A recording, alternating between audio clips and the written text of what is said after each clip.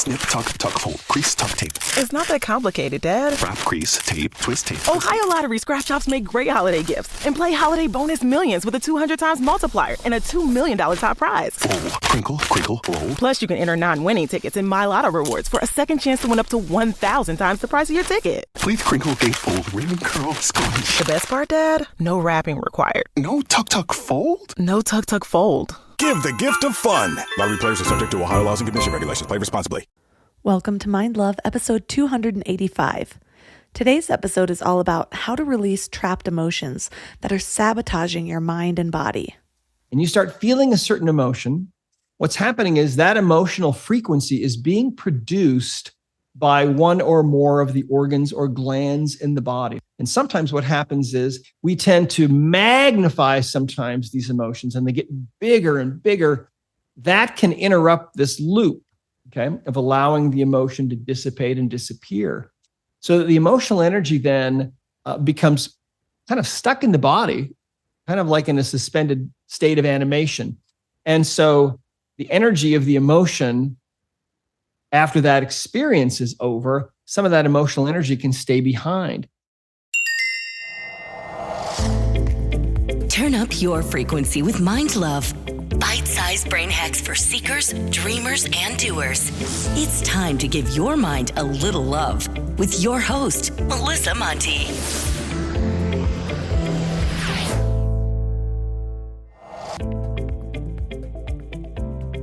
If this is your first time giving your mind a little love, don't forget to hit the subscribe button. Mind love is a habit, and the more you give your mind that love and intention, the better you'll feel about yourself and your life. Plus, it's really a win-win because more subscribers means Mind Love attracts even more amazing guests to bring you their wisdom. So don't forget to subscribe. Have you ever felt like something was just off in your body, but you couldn't quite put your finger on what it was? Well, it turns out our physical sensations can be linked to our emotional states, like when you're sad and it feels like there's a lump in your throat, or when you're anxious and your chest feels tight. These are all symptoms of trapped emotions in our bodies. Some of the effects of these trapped emotions are pretty typical, like chest tightness and a lump in your throat. But in other cases, the symptoms and the root cause can be a little difficult to connect. For example, grief is linked to the chest area. So some people who are grieving the loss of a loved one can experience chest pain so intense that it's mistaken for a heart attack. Anxiety is linked to stomach issues like stomach pain, nausea, and other digestive problems. And repressed anger can lead to frequent headaches because the energy associated with anger can get trapped in the head and the neck area. And that's just the tip of the iceberg. Sometimes trapped emotions manifest in unique ways for each person. But even more fascinating is that these stuck emotions create more than just physical discomfort. They can also lead to emotional problems, behavioral patterns, and even relationship issues. So maybe that back pain that you've had on and off for a decade isn't just your posture. Or maybe your road rage isn't just your personality.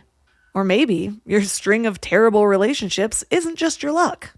When I first heard about this concept of repressed emotions, I just intuitively knew that I had a lot, mostly from my 20s. I really believed that strength was putting on a happy face no matter what I was going through. That resilience was storming through my trauma and not letting it affect my life. And I did this for a good 10 years. So on the outside, I came across as the fun one, always ready to have a good time, always making everyone laugh. But on the inside, I felt like a lonely, misunderstood little girl who just hoped to wake up and feel different. And then when another morning came and I didn't, I was ready to numb it all out. So a lot of my healing was just taking care of that little girl. But what's really interesting is that as I've chipped away at my wounds and my habits and my limiting beliefs, I've learned that some of the things that have affected me the most were things that I never even registered as trauma. Maybe a comment from my mom or dad when they were overwhelmed, or the way I felt in a particular group of people during a vulnerable time. And so I've come to believe that no one is immune to these wounds, no matter how amazing your family or your childhood was. This means that we likely all have emotions trapped in our bodies. And maybe these trapped emotions are the biggest barriers we have to the life we truly want. So, what do we do? Are we just collecting damage, hoping that we make it through life without crumbling? Sadly, some people are. But the good news is, we have more power than we think we do. Isn't that just a running theme of almost every episode? So today we're going to learn how to identify and release the trapped emotions using a series of specific techniques. Our guest is Dr. Bradley Nelson. He's one of the world's most foremost experts on natural methods of achieving wellness. He's also the creator of the Emotion Code and the Body Code system, and he's the CEO of Discover Healing, which is a holistic education platform that provides training and certifies practitioners worldwide. His best-selling book, The Emotion Code, provides step-by-step instructions for working with the body's energy healing power. So 3 key things we will learn are why our emotions don't fully process and how they get trapped in our bodies, how to test yourself to identify if and where an emotion is trapped, and how to release these emotions in just a few minutes. Before we go deep today, I want to give you a little gift, and I want to give it to you every single day. It's called the Morning Mind Love. I know how life can be. You're all fired up after an inspiring episode, and then a new day or a new challenge comes at you, and it's just hard to keep up that energy. Well, the Morning Mind Love is kind of like an oracle from your higher self to help you start each day with a positive focus. Plus, when you sign up, you get 2 free gifts, a 30-minute binaural meditation and 30 days of journaling prompts to help you remember who you truly are. And it's all completely free. So join over 9,000 people and go to mindlove.com to sign up or text the word morning to 33777.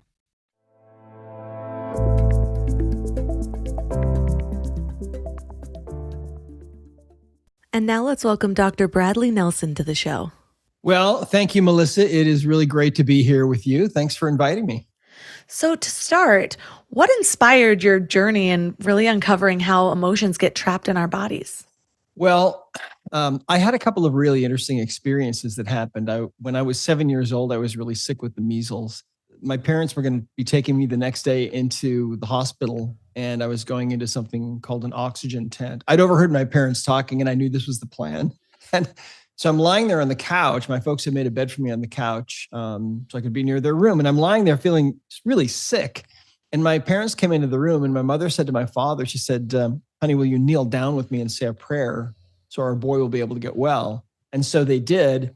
And as my dad wasn't a preacher or anything like that. He was in construction and real estate. But I think they were really worried about me. And so my dad's offering this short prayer. And in the middle of this prayer, this miraculous thing happens to me, which was kind of this is really kind of the beginning of my whole journey. I was just instantaneously healed. This change started at the top of my head, and it went through me to the soles of my feet that fast. And I was made totally well. And to go from being really, really sick one moment to being totally healthy in the next instant is so bizarre and so really impossible.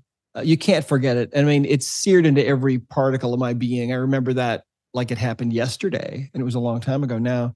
So that was kind of the beginning. That taught me there's a higher power that we may not necessarily always be aware of or think about, but we can sometimes get help if we need it. That was the lesson that came through to me at age 7. And so then when I was 13 years old, I developed kidney disease, and there was no treatment available for me. Medically, they didn't do heart transplants back then. This was back in the 60s. So my parents decided that they would take me to see some alternative doctors. And these doctors started working on me, and my body started responding immediately.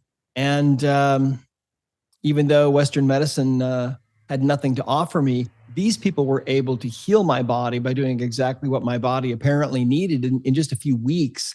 So I decided I was going to go into the healing arts at that point. And then I got distracted and I became a computer programmer, back in the early 80s. And when people would buy computers but didn't know what to do with them because there was no software. So I would write software for them. And that was going to be my new career. But then it was an answer to prayer, a very powerful answer to prayer that brought me back to this direction of going into the healing arts. So when I got into practice, I developed this habit. I figured, higher power, God, source energy has gotten me into this. Maybe I can get some help. And so with every person that I saw for around 20 years of practice, I would just take a moment before I would work on somebody and just have just a momentary pause and try to just silently, mentally ask for help from up above. We all believe different things, and that's fine. But I'll tell you something, Melissa, there were times when in response to that ask, when information would just flood into me like an avalanche of understanding, and really an amazing thing. That happened rarely. I mean, I can count those experiences on one hand. So here I am for roughly 20 years or so in this solo practice by myself. I've got a few staff members, and I'd have people coming in to see me that had all kinds of different problems. And as my skills improved and got better, I would seem to attract more and more difficult kinds of patients until the last 10 years that I was in practice. Most of the people that I saw had been told that there was really no help for them. There was no hope for them at all in Western medicine. All they could do was take these drugs that would try to suppress their symptoms, and they'd have to just live with it and really end up dying with it. And the vast majority of those people, with just a couple of exceptions, I was able to help get well. And I was able to do that because I knew that the real key to our health and well-being has to do with the subconscious mind. Now, if you think about it, we have a conscious mind, which is where, of course, we spend all our conscious hours, where we work our jobs and we have our relationships and we go to school, take our classes and so on. But then there's another part of our mind. That's our subconscious mind. And that's the part of us that's really the smart part. That's the part that is digesting your breakfast right now or your lunch, and it's converting it over into new red blood cells and new muscle tissue and so on. It's a level, an order of intelligence, really, that is so far beyond our ability to comprehend that we haven't really even begun to try to comprehend it yet, I think. So anyway, as a computer programmer, you see, when I went to chiropractic school, I can remember sitting in class and hearing my instructors say things like, the brain is the most amazing computer in the world, probably in the universe. And I can remember sitting there thinking, well, if it's really a computer, the brain's a computer, gee, what if we could tap into that computer? What if we could ask questions and get answers from the computer that is inside everybody? Wouldn't that be amazing to help patients, right? To help people get well, because the brain must know what's going on. And it does, see? And so that's how I was able to help all those hopelessly sick people get well. Well, what happened was, as time went on, and I learned more and more about the body, one of the things that I learned is that the single biggest common denominator for all of my patients, no matter how young they were or how old they were, no matter what they were suffering from, whether it was mental or physical or emotional problems, they all had one thing in common, and that was they all had emotional baggage. And that led me to write this book, The Emotion Code, the book that you just finished, right? Yes. And you liked it, right? Oh, I loved it. And part of it was because I've been doing this a while. And by doing this, I mean podcasting, self-development, all of that. And you hear a lot that emotions are stored in the body, but not a lot of people go further than that. They don't tell you how to figure out what emotions, why, how to release them. And so your book was really informative in those regards, where I actually felt like I had a user manual to figure some of these things out. Yeah, that's exactly what this book is about. It's exactly about finding and removing that emotional baggage that is trapped in your body. And, it's been such an interesting journey for me. I've been a holistic chiropractic physician now for about 34 years. When I was first putting things together about emotional baggage and how it affects us, some of the things that happened were interesting. There's a story I'll tell you right now that's from the book. You might remember it. There was a woman that came in to see me once, and I'd seen her before, but it had been a while. She comes in one day and she thinks she's having a heart attack, and she's got crushing chest pain. She's got difficulty breathing. Her left arm is completely numb. The left side of her face is numb. And I told my staff, we might need an ambulance here, but stand by just for 1 minute. And so I brought her into a treatment room and I started doing some testing on her. Now, we use muscle testing, as you know from reading the book, to get answers from the subconscious mind, because there's no it's not like the body has some kind of a computer display that you can read the answers on, but you can read the answers through muscle strength or weakness. That's how we get the answers. The body is essentially a binary computer. And if you ask questions that can be answered with a yes or a no by the body, the body will answer you with strength for yes and weak for no. So I have her holding out her arm, if you can imagine, and I'm asking some questions. And I find out very quickly that she's suffering from the effects of what we call a trapped emotion, or some emotional energy that's been left behind in her body after some emotional event. And so I wanted to dig a little deeper. And so I asked a couple more questions and found out that the emotion was grief, and it had happened about 3 years before. And when I arrived at that, she burst into tears.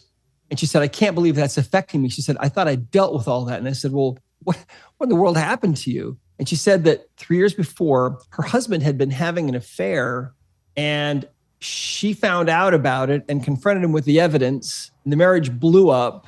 And it was so sad, really, because she was really deeply in love with this guy, but he betrayed her with another woman. And so that was ultimately the end of their marriage. She spent about a year in therapy dealing with all of this, and then had even gotten remarried. And so as far as she was concerned, that guy was just her ex, and it was over, and it was in the past, and she was moving on with her life. But as far as her body was concerned, all of that intense grief that she had gone through, that energy was still there. And it was right in her heart, right there where you might expect it to be. So when we find one of these emotional energies that's trapped in the body, they're invisible. You can't see them. But when we find one and we identify it at a certain point, we can release these. And it's just kind of like erasing the energy from that trapped emotion. Kind of like if you take a credit card out of your wallet and you rub a magnet on the little magnetic strip on the back, it erases the data. Mm-hmm. That's kind of what this is like. So to do that, I just swiped down her back a few times, down her governing meridian with either my hand or a magnet. I don't remember, but you can use either. And the feeling came back into her arm and into her face within about 2 or 3 seconds. And the chest pain, difficulty breathing was all completely gone. It was just amazing. And she left the office about 10 minutes later after joking with my staff. And I remember after she left, sitting down at my desk, and my head was kind of spinning, thinking, what in the world did I just witness? What was that? And see, we all have emotional baggage.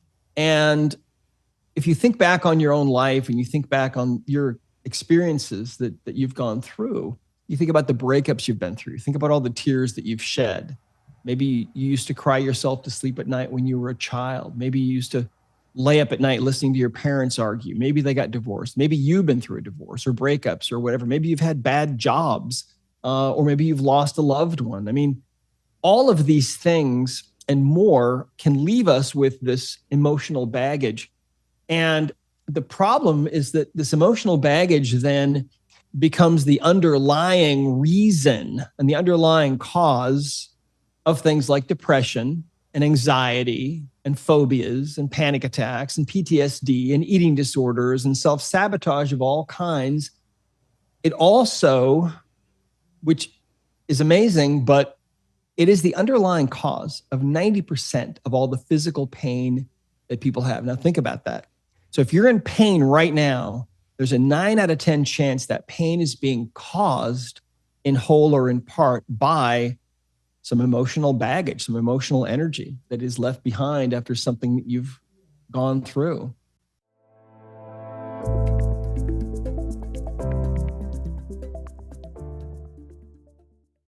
You know what's funny?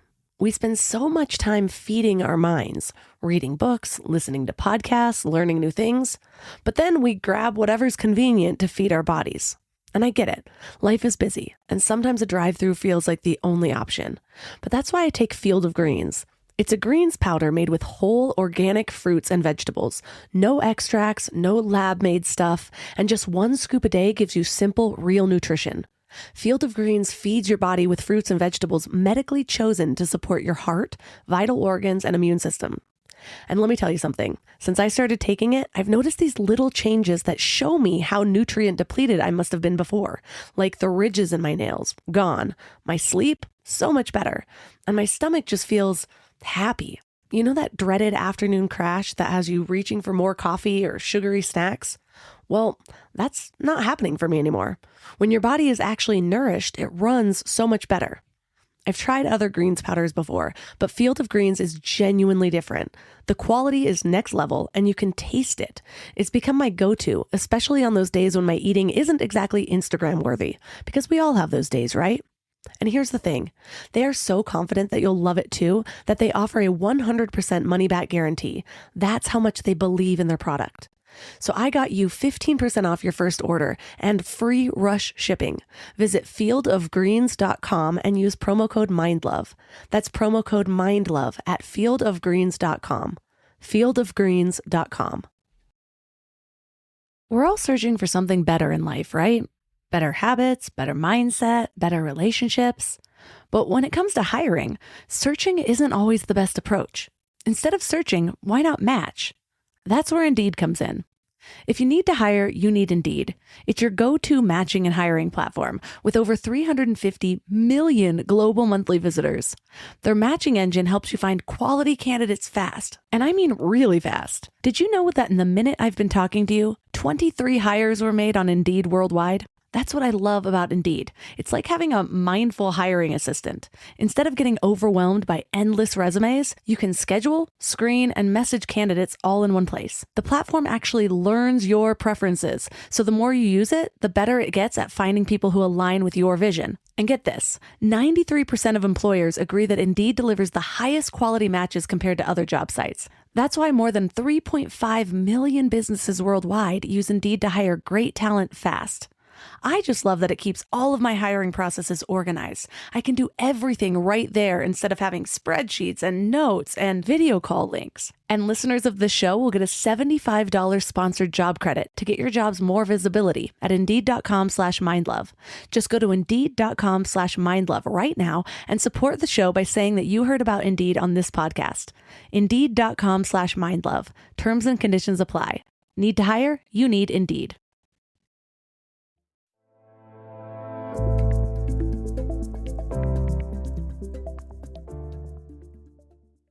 I find this also fascinating because I've spent a better part of the last 10 to 13 years consciously healing my trauma, addressing some of the things that I've gone through, mindset shifts, even physical activity like yoga, just helping the energy move through. And so in the last few years, when I got to a point where I'm like, I think I've addressed most of those things. And so to still see myself in specific patterns, whether it's of behavior or of just different ailments that affect me, for me, that's my sign that there's still something there. And so I believe that those are the things that are in the subconscious mind. There's only so much that I can do with the conscious mind. And yes, sometimes I can tap into the subconscious with different mindfulness things that I've used, but what often goes missed are those trapped emotions held in the body. And so I want to break some of this stuff down because I think that sometimes we think we know something because it's a word we've always used or we experience it all the time. But until we actually hear it from a professional that works with these things, we might get a different understanding of it. So I want to start with something that might sound like a silly question. What are emotions exactly and what activates them? Okay. Well, so let me explain the process that we go through when we start to experience an emotion. And let me first of all set the stage here. It's important for us to realize that these bodies of ours, even though they seem solid, you take your hand and you slap it down on the desk, makes a nice thunk sound, right? And we weigh a certain amount and so on. The reality of our existence is that if you were to take your hand and you were to magnify it under a big enough microscope, and you kept zooming in past the cells, past the organelles, past the molecules to the level of the atom, you'd see that the body is really made of atoms and there's a lot of space in between those atoms. And if you look inside the atom, you see there's really nothing in there. It's just energy. So that's all we are. We are just energy. In fact, to make a point, some quantum physicists recently, within the last few years, I guess, figured out that you could take all 5.8 or so billion people on Earth, and if you could remove all of the empty space in between all those atoms in their bodies, you could fit all of those people into one little box the size of a sugar cube, to make a point. That's what they said. And so the body is nothing but pure energy. And think about it. If you shine a bright enough light at the body, you can shine that light right through the body, and your bones will make shadows on the wall or on film. We call that X-ray. X-ray is just a form of light, right? Your bones make shadows. What happens is when you start to feel an emotion, there is this little emotional process that we go through. I like to refer to it as the emotional loop. So when something happens and an emotion starts to come up for you, what's happening is that emotion that you're feeling is a specific and very unique vibration of energy. When you get right down to it, everything in the world, everything in the universe is made of nothing but energy. Thoughts are energy. Emotions are energy too, but every emotion has its own specific frequency. So when something happens and you start feeling a certain emotion, what's happening is that emotional frequency is being produced by one or more of the organs or glands in the body. That's one of the functions that those organs and glands have, is that they are emotional frequency generators, all right? And so what happens is when you start to feel that emotion, let's say the emotion is anger. Well, that might be produced by the liver or the gallbladder, okay? Maybe the emotion is grief. That's produced by the lungs or the colon. So there are all of these connections and these go back to 5-element theory and Chinese medicine thousands and thousands of years ago. When you start to feel that emotion, you start to recognize it. You start to feel maybe the physical sensations that go along with that emotion. You start to think the thoughts that go along with that particular emotion. And most of the time what happens is we acknowledge that emotion. And so that loop is allowed to complete. So that, in other words, we acknowledge the emotion, then we allow it to dissipate its energy, and then it moves on and we're ready for the next emotion. And we go through this little process multiple times every day. Some emotions are more powerful than others, though. And sometimes what happens is an emotion comes up for us that is really powerful. Sometimes we decide that we're going to make it more powerful, and we decide to become really involved. And maybe we might think, well, yes, I am resentful about that, what that person did to me. And not only am I feeling that emotion naturally because I've been wronged, but I'm going to really get involved with that emotion and really feel that in a really powerful way because, by golly, I can do that. And so we tend to magnify sometimes these emotions, and they get bigger and bigger. That can interrupt this loop, okay, of allowing the emotion to dissipate and disappear. So that the emotional energy then becomes kind of stuck in the body, kind of like in a suspended state of animation. And so the energy of the emotion, after that experience is over, some of that emotional energy can stay behind. That's one way we develop these trapped emotions, by just becoming too involved and too upset by them. Another thing that happens is sometimes we bury emotions because some emotion's coming up and we don't want to feel it. We don't want to acknowledge it at all. And so we stuff that emotion. You haven't ever done that, have you, Melissa? Oh, I did that for a good decade. Okay. You know what I'm talking about then. Right? Yes. That will also create a trapped emotion because it's breaking the little emotional loop. And so the emotion hasn't been really felt all the way. And so it's kind of suspended in the body. So a trapped emotion is a ball of energy from about the size of a baseball to about the size of a softball. These inhabit the body. The average adult probably has 200 or 300 of these from different things that they've experienced. And sometimes they are even from things we don't remember. Another story that you might recall from the book was an event that I went to. I was speaking at this event about the emotion code. And before the event started, I was greeting people as they were coming into this big room. And I happened to meet this young woman, and she showed up with her mother. So I met the two of them and made their acquaintance. Later on, as I'm talking, I asked for a volunteer. And so this young woman raises her hand. She's sitting on the front row. And so she comes up. And so I start doing some muscle testing with her and asking questions of her subconscious mind. And I find out that she has a trapped emotion of forlorn. And forlorn is kind of feeling all alone and hopeless and kind of desolate. And it happened to her when she was 1 year old. Now, I got that through muscle testing. And I thought, okay, she's not going to know anything about this. And I asked her, I said, do you have any idea what this might have been about? Nope, she had no idea. And I happened to look out at the audience, and there was her mother. And her mother was as white as a sheet. She has her hands up like this, covering her mouth and her nose. She looks kind of in shock. And I said, hey, do you have any idea what this might be about? And she said she did. She was really embarrassed, but she said that she thought she maybe knew what this was. She said that back in those days, she used to use cloth diapers for her daughter, and she accidentally one day pinned her daughter to her diaper. So her poor daughter's got this safety pin going through her skin, and I'm sure she must have been crying the whole time. And her mom didn't know it until she changed her the next time, which was probably several hours. And so here's this poor baby in all this pain, and she's developing this emotion of forlorn, feeling forlorn. No one's helping me. I'm all alone. And so that emotional energy became trapped in her body. So I released that. I asked if that's what it was. I asked her subconscious mind if that's what had created this. And the answer was yes, from her subconscious, a strong answer.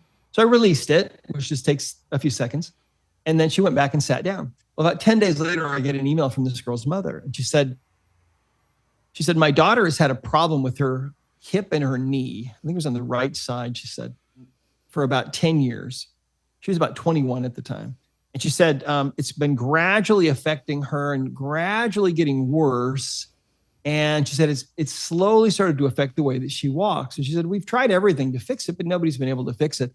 But she said, the moment you release that trapped emotion of forlorn from age 1 about the safety pin of being through her skin, she said, that pain's been gone. She said, I waited 10 days to see if this was some kind of a fluke, but she said, it has not come back. She said, her gait is completely normal now, the way she walks. And she said, not only that, she's feeling this new feeling of lightness of being that she hasn't felt before. And she's telling everybody about this.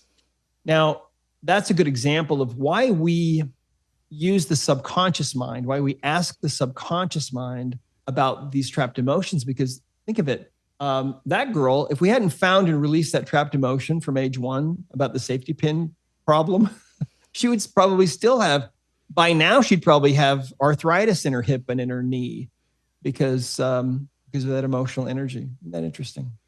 It's so interesting and so relatable because I think we've all had varying degrees of all of the ways that the emotions get trapped in our bodies. I mentioned that I just stuffed away my emotions for a good 10 years and probably longer than that because I really believed that strength was not letting things affect me, which in my limited perspective, not knowing how to deal with anything as like a teenager, that really just meant hiding my pain and pretending that it wasn't there and not addressing it, not communicating, not trying to understand myself more. And so that energy is going to do what it does because I'm not providing any pathways to release it.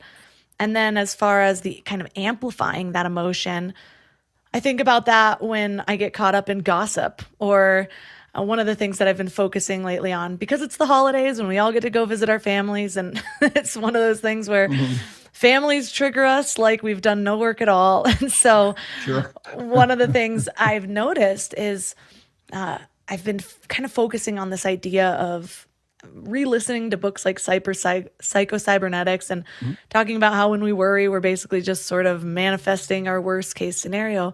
But I think we do that even with people or with our own personal experiences that have already happened, where we create this story or we see people for just their flaws, and so we think about those things and replay them. And then before we know it, a whole person, like our own mom, can become just like a caricature of themselves because we're focusing on all these tendencies that they do. And we do the same things to ourselves when we're beating ourselves up, when we're stuck in a rut. And then finally, the implicit memories of childhood. Yeah, we don't remember a lot of the things before about age 3, but our bodies do.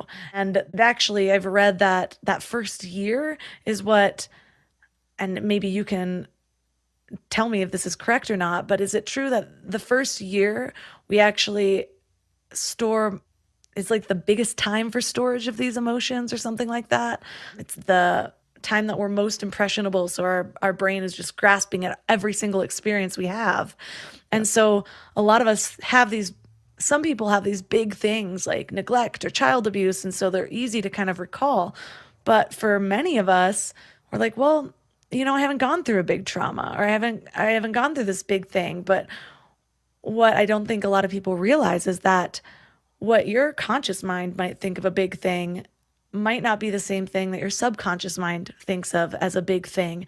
And so you might have just passed it off like, no way could that dog nipping me in the shin 25 years ago still have an effect on my subconscious mind. But our bodies are holding on to that because it was in fear.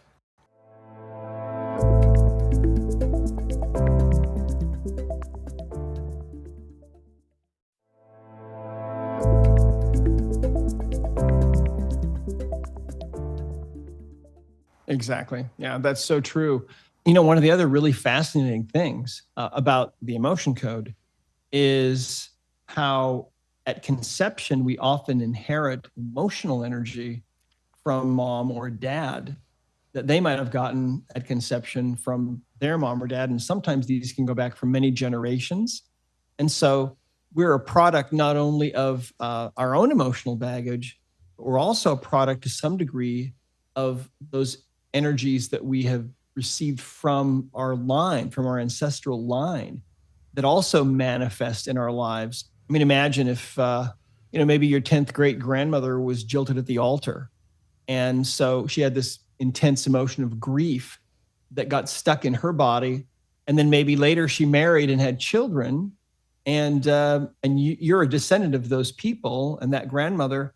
And you may wonder now why it's difficult for you to find love in your life. Maybe you're alone, or maybe you just have difficulty with relationships and you bounce from one to another. And it could be from some of that inherited baggage. That's the kind of thing that happens. So I've seen people who have had money issues, for example, because something happened to some ancestor, 20 generations ago. Maybe they were thrown into the poorhouse. I mean, who knows? But that energy gets passed down. And scientists now are they're finding this out. They're showing that animals that have received some kind of a trauma will somehow share that memory, or they'll share parts of it somehow down the line, up to 14 generations, they say, in lower animals. And so that's what we do too. So that's one of the really nice things about the emotion code, is because we're not asking the conscious mind really to know what our real issues are, what the real underlying problems are. We're asking the subconscious, and it knows everything. It knows all about all the inherited stuff. It knows what happened when you were in the womb, for example, and your mom was having difficulty and going through emotional trauma. I mean, you may be carrying some of that. Sometimes it's things that happen to us that we don't have any memory of consciously. And so that's one of the big drawbacks to some of the other methods out there that work on removing emotional baggage. They often are limited to asking you, well, what do you think it is? Or what do you remember? Or how's your relationship with your mom or your dad?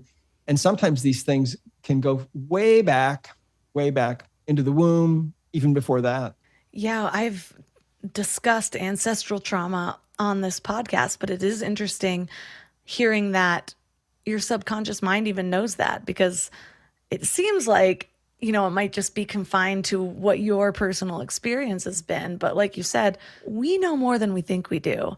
And I think we can also tap into that sort of, it's what they do in the Akashic records. There's also this layer of energy, I think, that we don't realize that we can tap into to find out things that are even beyond ourselves. And so I want to get into how to do some of this muscle testing so that people can experience getting answers from their own subconscious minds. And I know that there's a few ways to do this, but what is the first, most accessible way to start? Well, the easiest way to get information from the subconscious mind, which most people have not really done in any overt way during their lifetime, something you have to learn. The easiest way to do it is what we call the sway test. Now, the sway test is performed by standing. You can also sit right on the edge of a chair if you want to. It doesn't really work if you're driving. So if you're driving and listening to this, do it after you get home. But you can stand up, drop your hands down to your sides, just totally relax. Take a deep breath, let it out. And as you're standing there totally relaxed, you'll probably notice that there's a little bit of movement going on. You might sway a little to the right or left, or maybe at an angle, just a little. That's just the normal oscillation that goes on. That's your postural muscles working to keep you from falling over. Now, as you're standing there, let me just share something with you. You know that if you take a plant and you put it in a pot and you put it near a window, it's going to eventually grow towards the light coming in from the window. If you don't rotate it periodically, it's going to end up permanently bent in one direction, right? They've done studies and they found that plants will actually also grow towards sound coming out of a soothing music and lullabies and things, gentle kinds of beautiful sounds coming out of a speaker. Plants will grow towards a speaker. But if the speaker's blasting out really harsh, grating sounds and certain kinds of really intense music, the plant will grow away from the speaker. And so the human body has this same capacity. In other words, as you're standing there totally relaxed, if you're holding thoughts of positivity or congruency or truth, what will happen is, as you hold those thoughts of congruency or positivity or truth, what will happen is your body will start to sway forward. If you're holding thoughts of negativity or falsehood or incongruency, your body will start to sway backward. So what I'd like you to do, let's start with something negative, okay? And just see what your body does. And I don't want you to force this, just allow your subconscious mind to do whatever it wants to do. Let's start with something negative.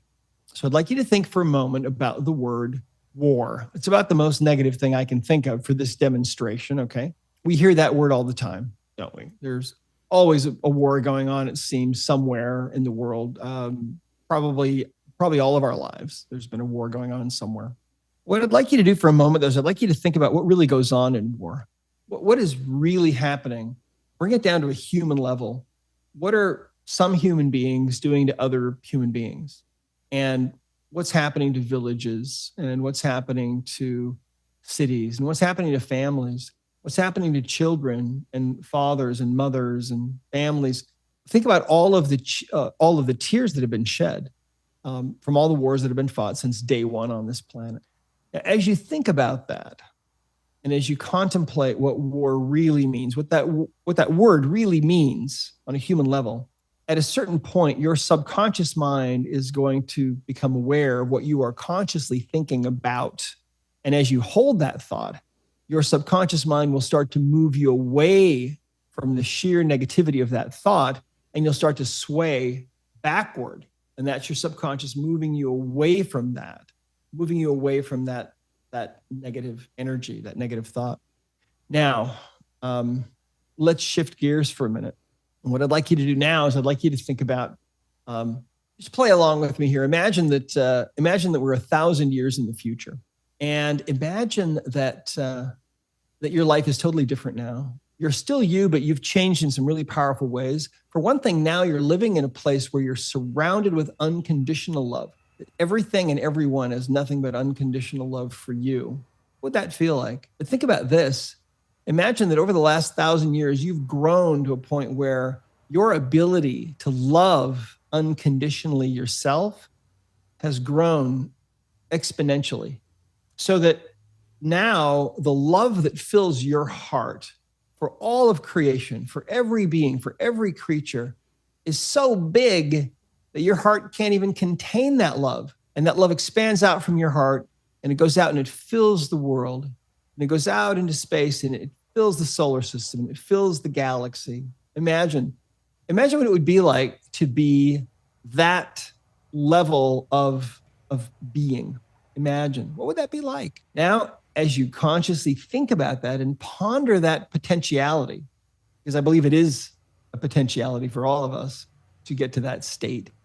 As you contemplate that, when your subconscious mind connects with what you're consciously holding in your mind, your subconscious will start to move you forward. You'll start to sway forward. I know a lot of your listeners right now and viewers are right on their tiptoes, because that's how this works. The subconscious will move you towards that, because that is a possible future. for you, you see. And so you can use this test, the sway test, to get simpler answers from the body. You can hold a thought, for example. You can ask this question in your subconscious mind. You might want to imagine seeing it on a billboard in your subconscious. Do I have a trapped emotion? Do I have a trapped emotion? Hold that thought in your mind, and allow your subconscious mind to give you an answer. And don't force the answer, just allow it to happen. You'll sway forward for yes, you'll sway backwards for no. Do I have a trapped emotion? And then here's one other question. And even though you may never have heard of this particular phenomenon, your subconscious mind already knows all about it, because the subconscious mind of every one of us is tied into the database of universal intelligence that fills the universe. Ask this question, even if you don't know what this is. Here's the question. Do I have a heart wall? Do I have a heart wall? A heart wall is a wall that we put up around our heart made of layers of emotional baggage, negative emotions. Hold that thought in your mind for a moment. Do I have a heart wall? Do I have a heart wall? And see what your subconscious mind does. And so using a method like this, we can simply ask other yes or no questions. We use a chart of emotions in the emotion code process. The chart consists of 60 emotions divided up into 2 columns and 6 rows. It looks like this in the book. Okay, here's the chart on this side, chart of emotions. And so the next step would be, if you find out, if your subconscious says you have a trapped emotion, the next question would be, okay, is it in column A or column B? And you'll get a yes to one of those, and that'll get rid of half the chart. And then you can ask, is it in an odd row 1 or 3 or 5 in the chart? And you'll get a yes or no on that. And following that process, eventually you'll narrow it down very quickly to a single cell. And you might find that you're in cell A1, and it might be either abandonment or betrayal or forlorn or lost or love unreceived, or maybe it's column B, row 6. Maybe it's pride, shame, shock, or unworthy or worthless. And you'll be able to go through and ask which emotion it is, and the subconscious mind will take you to the emotion. There's just a simple process. The whole process is outlined in the book of how to do this. The beauty of it, though, is that literally anyone can do this. It's very, very rapid. And there's nothing in this system about going back and reliving trauma or re-experiencing anything like that at all. The emotion code simply works by finding as rapidly as possible the emotional energy that's stuck in the body and deleting it. That's it. Super fast. It reminds me of how, sometimes you think you're completely relaxed and then you actually do a body scan with a meditation or something, and you get to like your shoulders and you're like, oh my God, I didn't even know I was holding it up. Sure. And so that's kind of reminds me of the simplicity of this. When you spot the area, you can then have greater ability to release it. You mentioned earlier how you can use either your hand or a magnet. What's the difference between those two processes? Well, there's really no difference. I mean, when you're working on yourself or on another person, you use a meridian called the governing meridian. Now, the meridians, first of all, for those of you that might not be familiar with it, the meridians are like little rivers of energy that flow just under the skin in the body. And they're all over the body. But one of the most important meridians is the governing meridian, which starts at the tailbone and it goes straight up the back, straight up the spine, over the top of the head, and down the nose and to the inside of the upper lip. And that meridian is a very important meridian. It's kind of like the Amazon river in this river system of the meridians. And what we find is that when we have an intention to release a trapped emotion, and it's been made ready to be released by this process that we've gone through, we can use a magnet, which is just a form of energy, or you can use your hand, which is also, of course, biomagnetic. And if you swipe over any length of this meridian, you can then release that emotional energy that's been made ready to be released. Most people can find and release a trapped emotion in about a minute once they know how to do this process. It's really simple. If you're working on yourself to release a trapped emotion, once you've identified it and gone through the process, you could just start at your forehead and go over the head like this a few times. Okay. If you're working on someone else, you might start at maybe the base of their neck and go down to their waist a few times. Okay. So down their back. So easy to do. We talked about how you mentioned that our thoughts aren't private. We basically have access to everything if we really know and understand that we do. Uh-huh.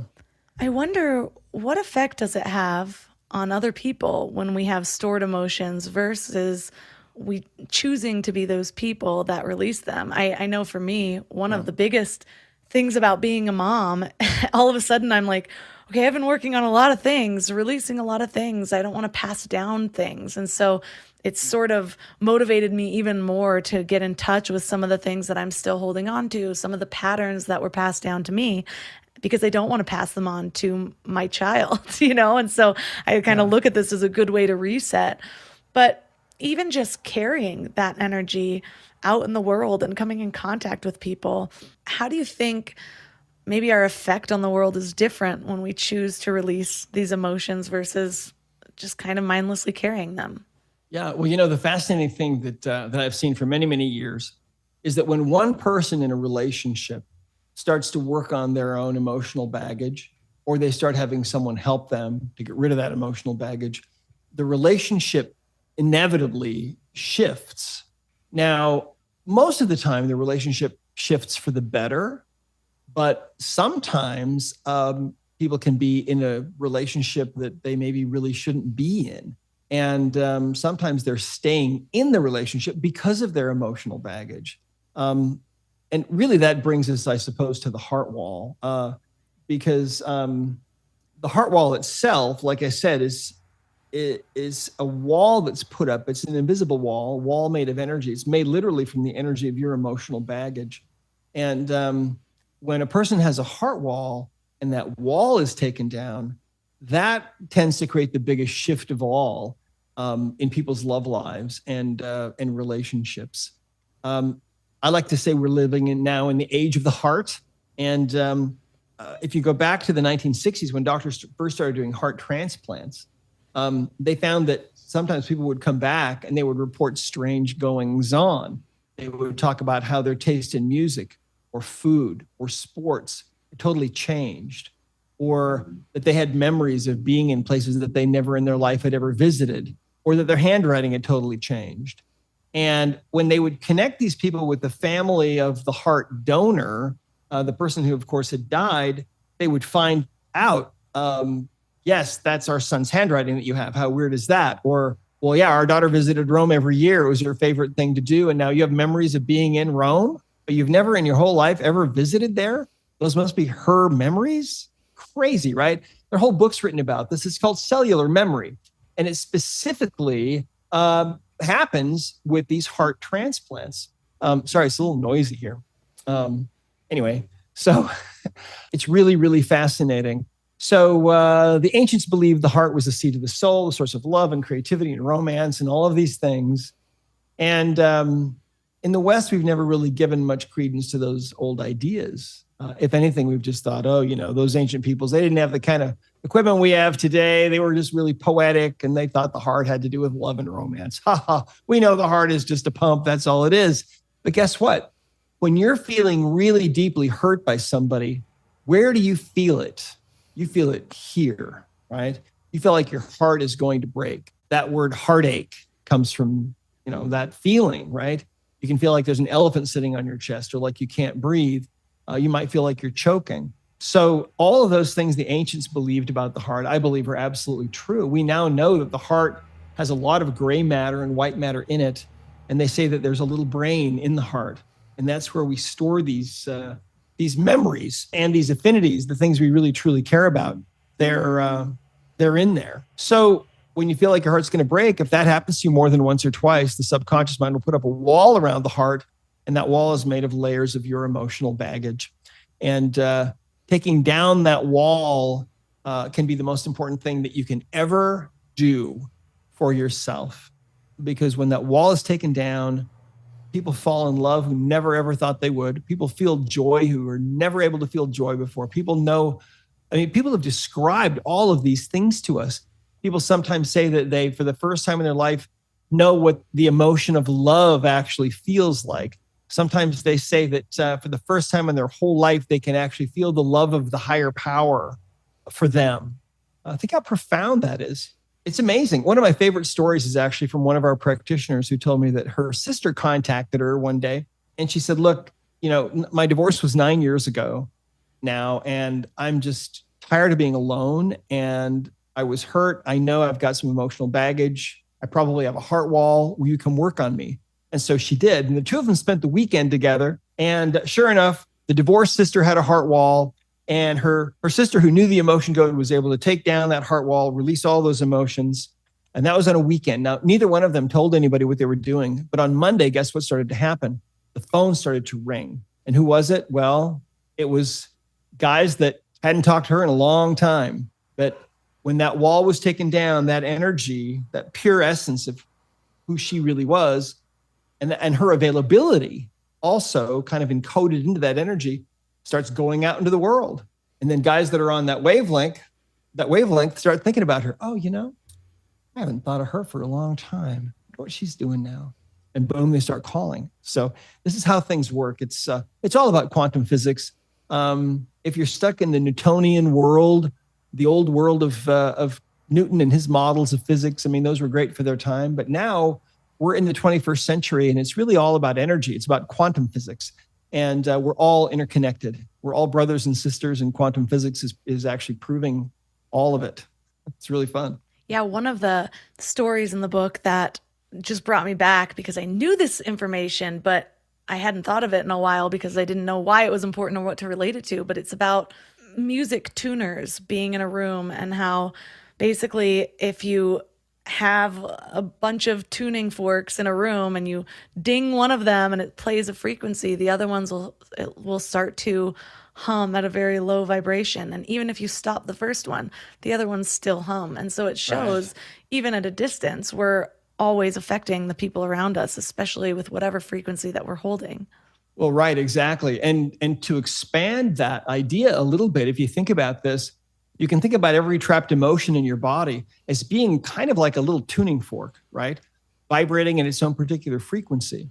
Well, what is that going to do? Well, it's going to tend to have the effect of drawing people into your life that are on that same frequency, or that will tend to create that same frequency more easily for you. This is what we see with people, for example, who continually choose the wrong kind of mate. They're in the wrong relationship. They choose the wrong kind of person over and over and over. And their friends all wonder, well, why does she keep choosing losers, or why does he keep choosing women that are mean? And it's because of that baggage. When that baggage is removed, then those things can just shift spontaneously, and usually do. Well, I want to go back to the releasing of the emotions, just in case that wasn't clear. So say somebody does the sway test, they go through the questions that are available with the chart, the emotion code chart on discoverhealing.com. They kind of figure out where it is. Walk us through the process of intentionally releasing those emotions. So let's say, for example, do you want me to do a demo on you? Yeah, do my heart, because I know I got a heart wall up there. Okay. Sure. All right. So let's do this. Here's the book, and here's the chart, right, of emotions. The first thing that we like to do and what we teach is, because this work has really come down from up above, okay, from source energy, higher power, however you might want to think of it. But that's kind of where it came down from, really, because I was asking for help with my patients, trying to help them day in, day out, asking for help with everybody that I saw. And that's really where this has come from. And so we like to acknowledge that before we work on anybody. So what I'll do is just take a moment here and just ask silently for some help for us. Okay, here we go. Okay, so this ended up taking about 13 to 15 minutes, so I'm going to spare you. But if you are interested, I will have the video of exactly how he did this healing in the Mind Love membership at mindlove.com/membership. But it was a pretty quick process overall, because we did have to go through multiple layers and break through my heart wall, turns out, and it was really, really interesting. So you can check out more information on his website or join the membership and see the video. So let's ask, do you still have a heart wall? Oh, let's see. Do you still have a heart wall? Oh, awesome. Guess what, Melissa? Today's your lucky day. No more heart wall. I was doing a meditation. It was a breathwork meditation with a group of women in a moon circle, and it was this hour-long breathwork, and the whole purpose was to kind of break through your heart barrier. And I just remember you breathe into the chest, you breathe into the stomach over and over again. And it was about 40 minutes in that all of a sudden I heard something I felt something like crack through, like I could feel energy go through a little bit more. Yeah. And I just started bawling. And so I don't know if I tended to anything there, but it was this really kind of physical experience of knowing that there was something there that maybe I could penetrate eventually. So I've kind of had that on my mind for a few years now. That's awesome. Well, you may have released some trapped emotional energy there kind of spontaneously. That can happen. That was great. That didn't take too long.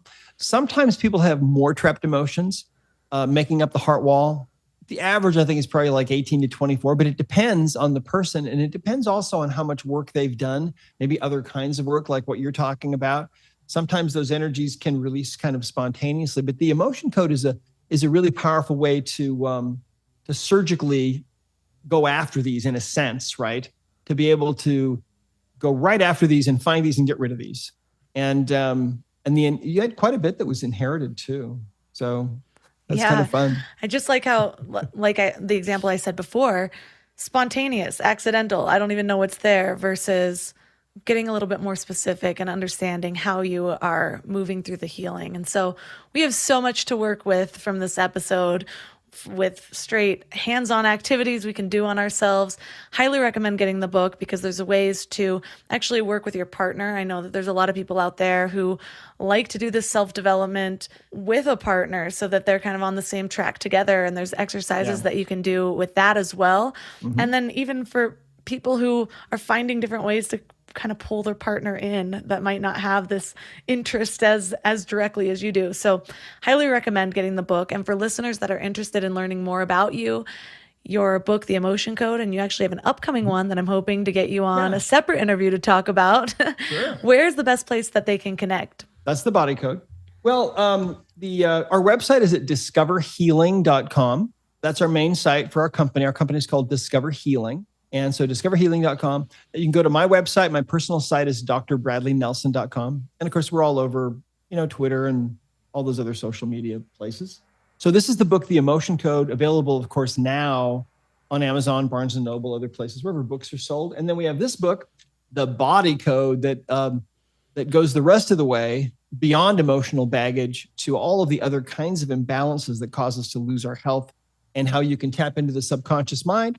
Like it says here, it's unlocking your body's ability to heal itself. That's what it's all about. That's the age now that we are stepping into. Finally, after all these years, lots of people have lost their faith in organized Western medicine. And oddly enough, there's an alternative now that is appearing on the scene. And that's really through this work, the Emotion Code and the Body Code. People can take their health into their own hands. And there's so much that we can do to heal ourselves and our loved ones and our friends and family members. Lots of fun. So this has really been great, Melissa. Thank you.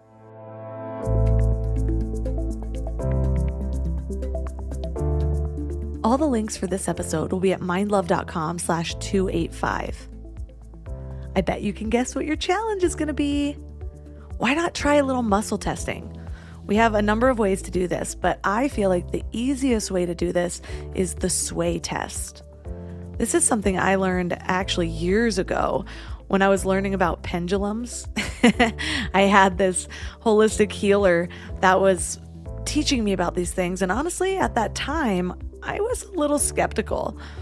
But the more that I use it in this way, rather than relying on an outside tool, instead I'm focusing on my own body. The more I practice, the more I gain that trust with myself. And I can feel myself do that in conversations. For example, when I feel closed off from the conversation, like I don't want to be in it, I notice that I'm naturally kind of pulling away, or I'll cross my arms. All of those cues that we learned back with Vanessa Van Edwards' episode, which was episode 223, one of the most fascinating episodes. If you haven't listened to it, go listen to that one.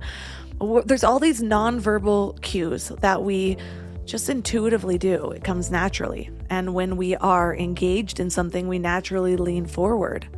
So why do we think that that wouldn't happen when we're on our own? Because our minds are so powerful. Our minds can take us into a doom spiral, or they can give us chills when we're thinking about something that makes us happy and elated. So, of course, your body's going to react to different thoughts and sensations. And the thing that we need to overcome is trusting that we have more wisdom than our conscious mind does.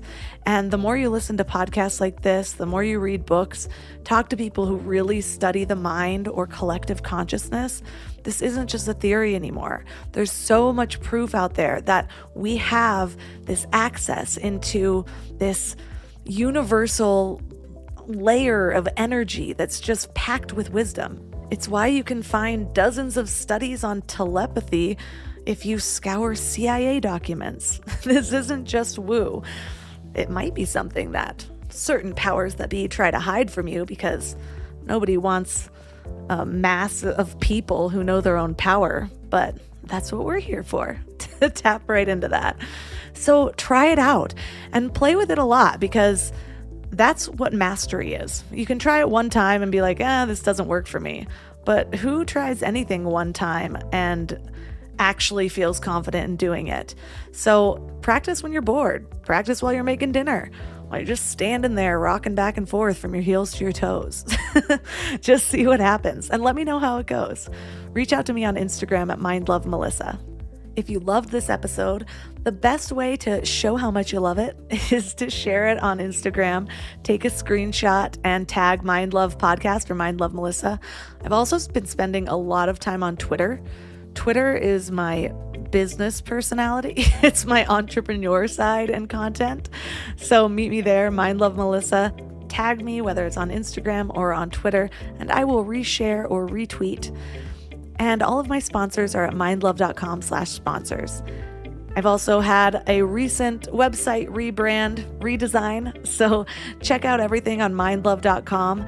There's a brand new membership community that is packed with masterclasses, seriously thousands of dollars worth of courses for a very low monthly fee. I did a survey recently asking what you guys would like to see from Mind Love, and a lot of people were like, sounds kind of cheesy, but worksheets and such. Well, if you want to get your hands in this content, the membership is the best place to do that. So you can find that at mindlove.com/membership. And that's all for today. So thanks for giving your mind a little love today, and I'll see you next week. Thanks for tuning into Your Higher Frequency with Mind Love. Head to mindlove.com for a free gift to keep your vibes up until next week.